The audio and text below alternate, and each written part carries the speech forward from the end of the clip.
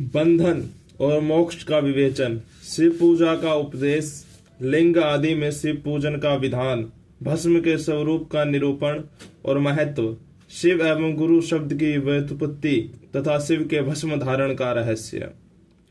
ऋषि बोले, सर्वज्ञों में श्रेष्ठ सूत जी, बंधन और मोक्ष का स्वरूप क्या है, यह हमें बताइए।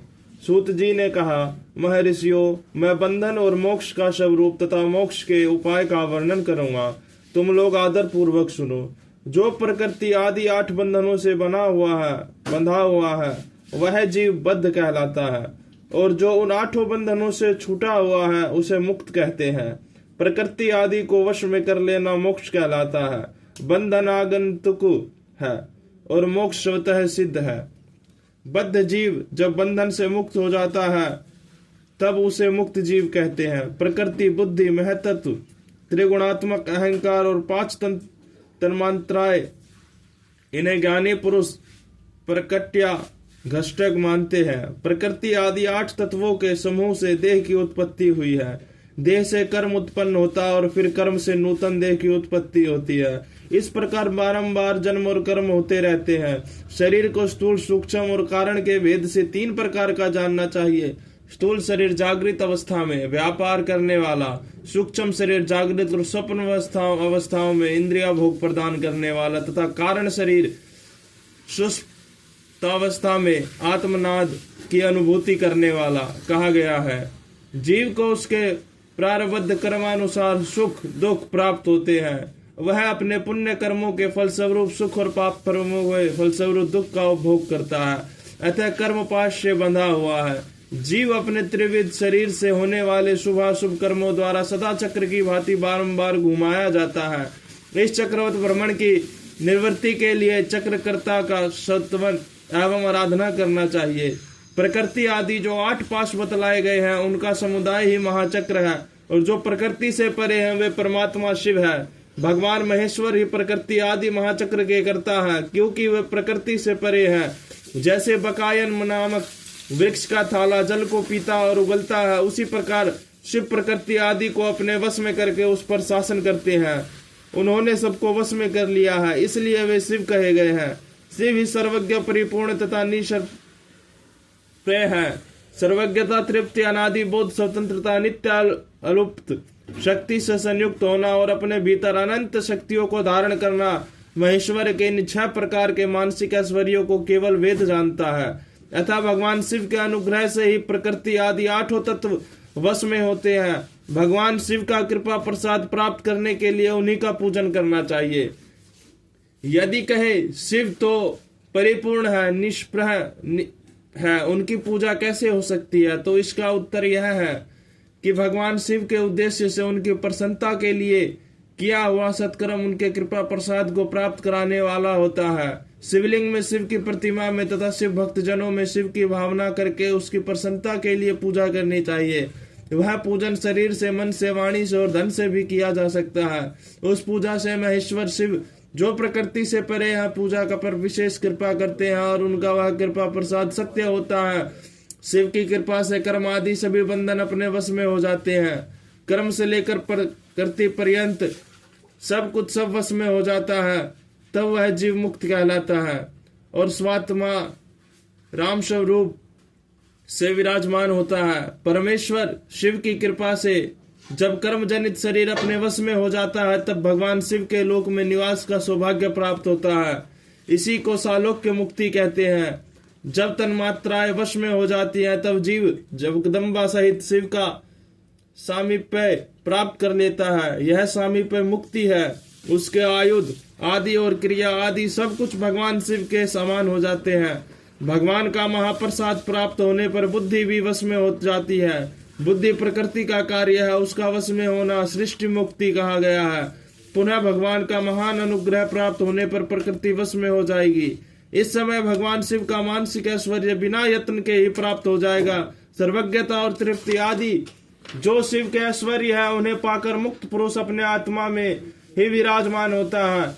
वेद और शास्त्रों में विश्वास रखने वाले विद्वान पुरुष इसी को सायुज्य मुक्ति कहते हैं। इस प्रकार लिंग आदि में शिव की पूजा करने से कर्मस्य मुक्ति स्वतः प्राप्त हो जाती है। इसलिए शिव का कृपा प्रसाद प्राप्त करने के लिए तत्संबंधी क्रिया आदि के द्वारा उन्हीं का पूजन करना चाहिए।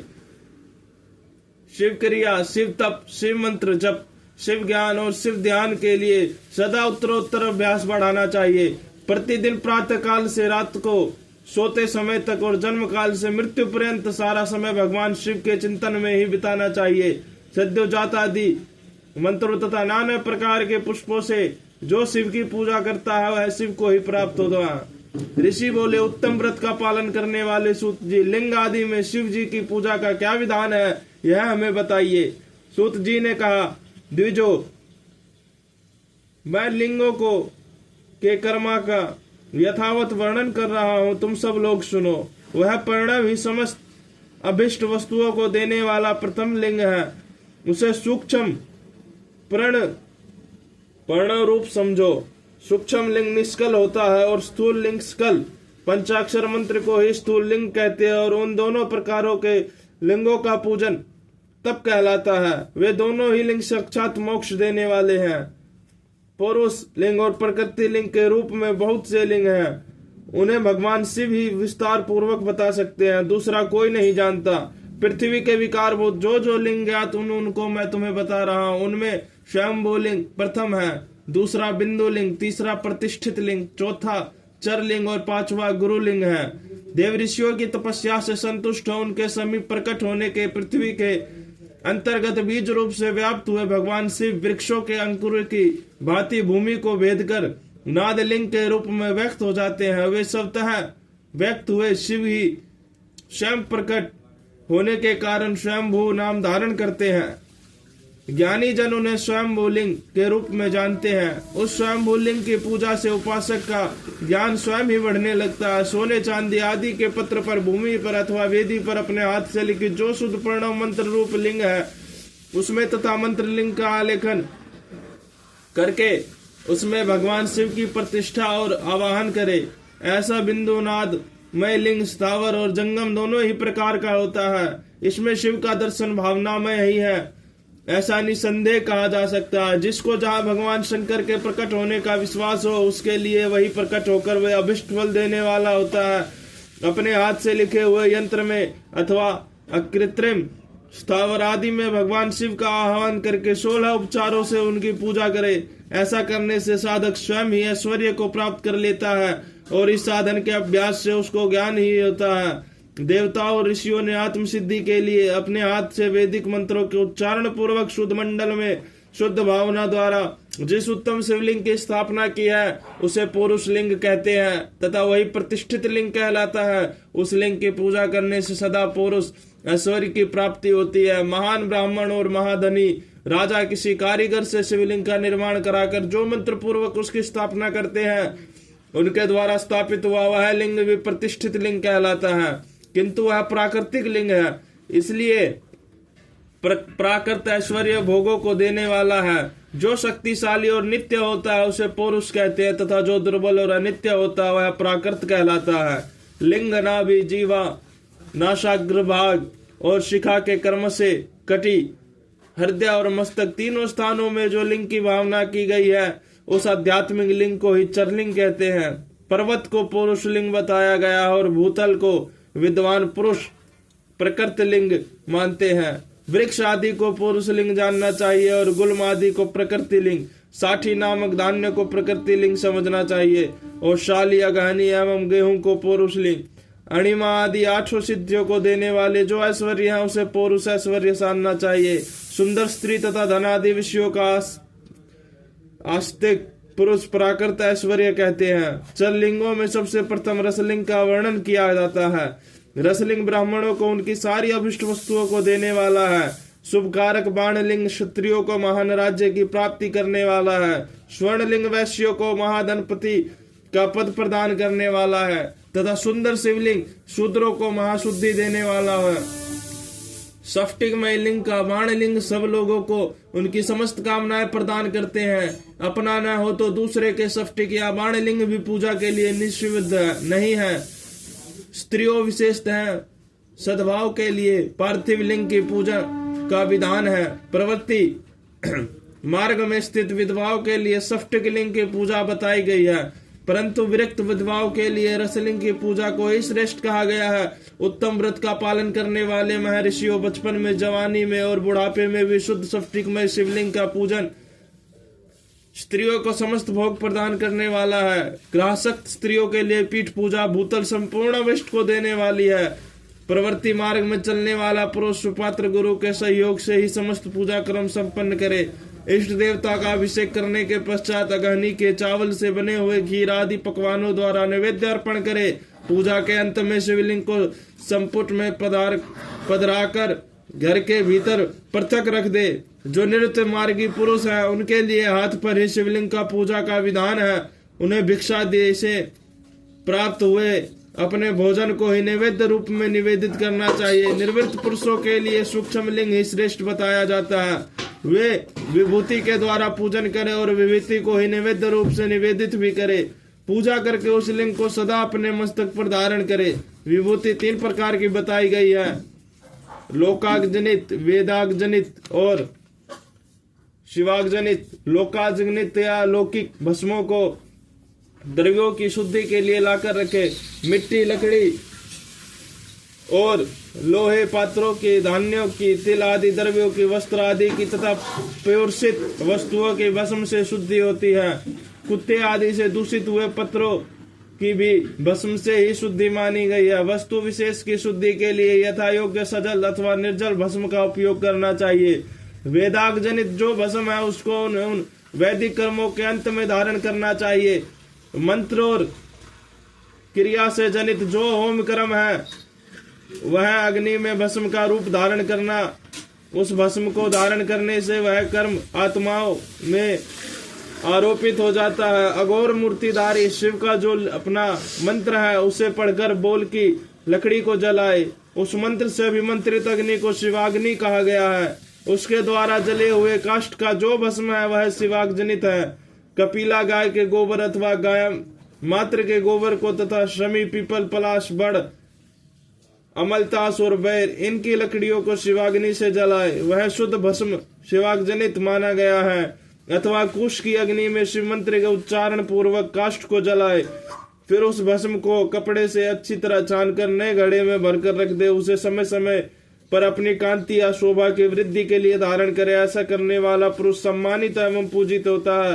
पूर्व काल में भगवान शिव ने भस्म शब्द का ऐसा ही अर्थ प्रकट किया था।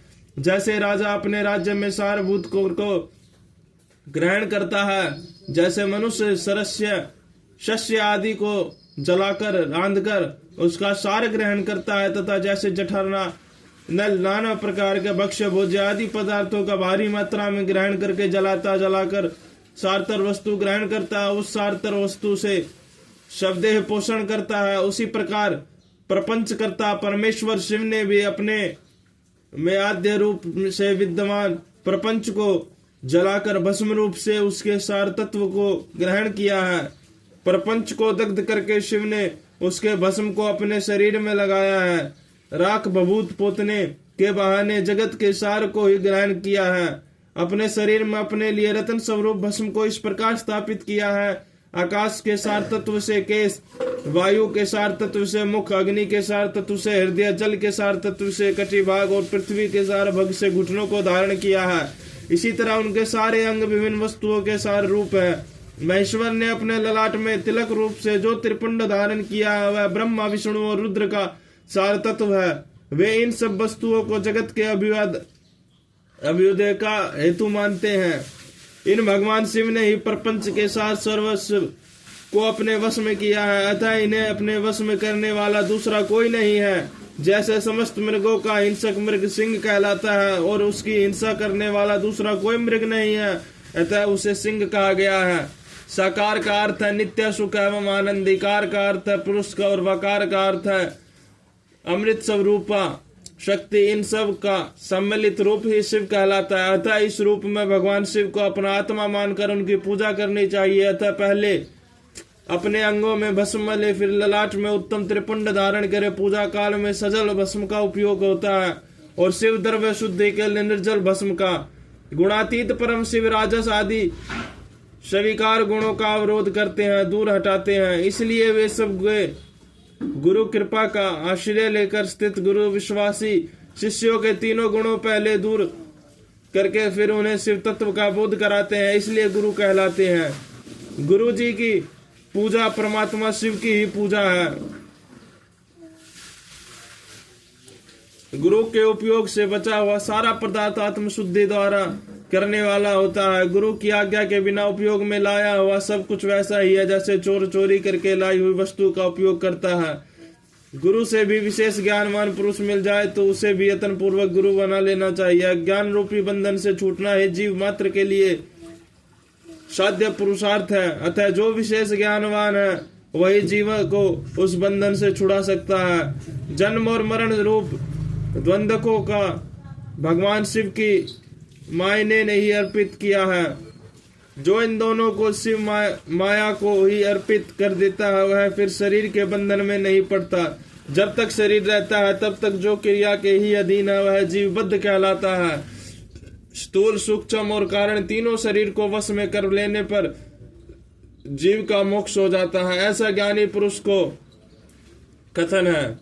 माया चक्र के निर्माता भगवान शिव ही परम कारण है। वे अपनी माया के दिए हुए द्वंद्व का स्वयं ही परिमार्जन करते हैं। अतः शिव के द्वारा कल्पित हुआ द्वंद्व उन्हीं को समर्पित कर देना चाहिए। जो शिव की पूजा में तत्पर हो वह मौन रहे, सत्य आदि गुणों से संयुक्त हो तथा क्रिया जब तप ज्ञान और ध्यान में एक का अनुष्ठान करता रहे। ऐश्वर्य दिव्य शरीर की प्राप्ति, ज्ञान का उदय, अज्ञान का निवारण और भगवान शिव के समीप्य का लाभ ये कर्मस्य क्रिया आदि के फल है। निष्काम कर्म करने से अज्ञान का निवारण हो जाने के कारण शिव भक्त पुरुष उसके यथोक्त फल को पाता है। शिव भक्त पुरुष देश काल शरीर और धन के अनुसार यथा योग्य क्रिया आदि का अनुष्ठान करे। न्यायोपार्जित उत्तम धन से निर्वाह करते हुए विद्वान पुरुष शिव के स्थान में निवास करे।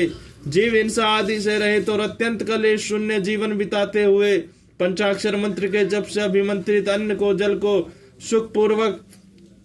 सुख स्वरूप माना गया है। अथवा कहते हैं कि दरिद्र पुरुष के लिए भिक्षा से प्राप्त हुआ अन्न ज्ञान देने वाला होता है। शिव भक्त को भिक्षान प्राप्त हो तो वह शिव भक्त को बढ़ाता है। शिव योगी पुरुष भिक्षान को शंभु सूत्र कहते हैं। जिस किसी भी उपाय से जहाँ कहीं भी भूतल पर शुद्ध अन्न का भोजन करते हुए सदा मौन भाव से रहे और अपने साधन का रहस्य किसी पर प्रकट न करे, भक्तों के समक्ष ही शिव के महात्म्य को प्रकाशित करे। शिव मंत्र के रहस्य को भगवान शिव ही जानते हैं, दूसरा नहीं।